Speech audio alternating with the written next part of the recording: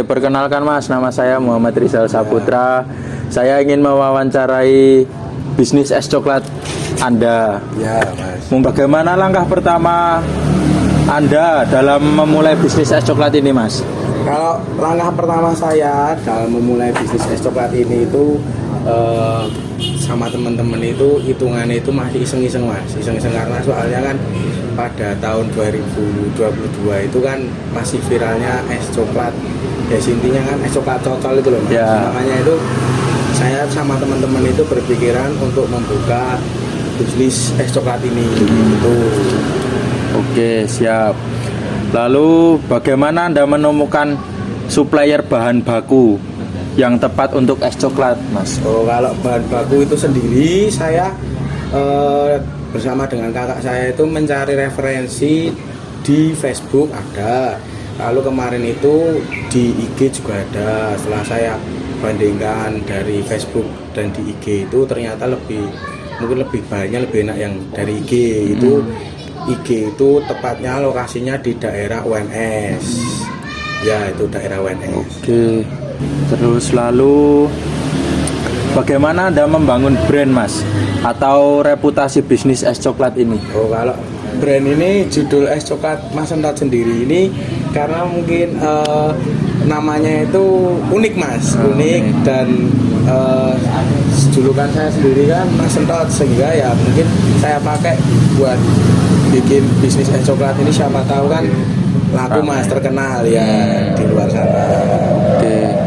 Lalu bagaimana Anda menentukan lokasi yang tepat untuk berjualan atau membuka es coklat, Mas? Nah, kalau untuk lokasi sendiri, karena saya di rumah punya halaman yang cukup luas, jadi saya manfaatkan untuk membuat bisnis es coklat, Mas.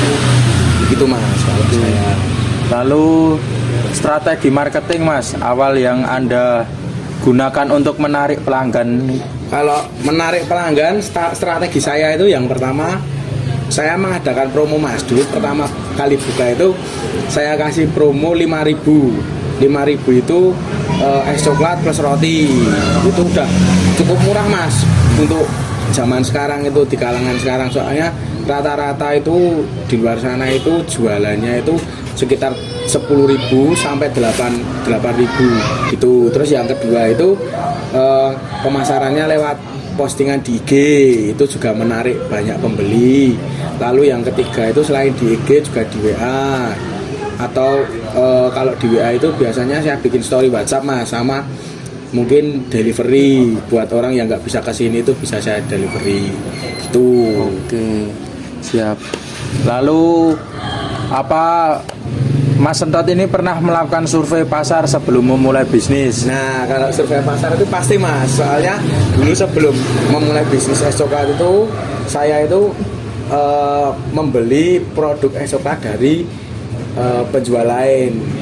Ada dua sih, Mas, di daerah Kerten sama di terminal. Itu saya belum pertama kali belum membuat bisnis ini kan saya beli itu dulu, beli kentelannya dulu itu, Mas. Ya. Itu saya cicipin gimana rasanya itu, terus saya habis itu baru bikin adonannya yang mungkin seenak ya menurut saya sih, Mas, gitu. Sehingga kayak cuma di Kerten sama di terminal itu cuma jadi patokan gitu loh, Mas. Oke, itu kalau saya siap. gitu.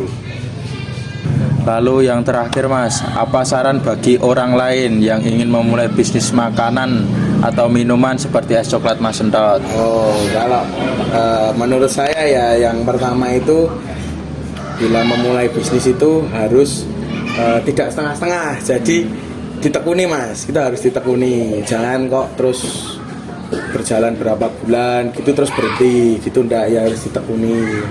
Oke, siap. Menurut saya. Ya udah, Mas, ini sekian dari saya. Jika ada salah kata mohon dimaafkan. Ya, siap, Mas. Makasih, Mas, atas Siap. sharing-sharingnya. Oke, sama-sama, Mas. Oke, standby, kamera ready, sound ready, 3, 2, 1, action.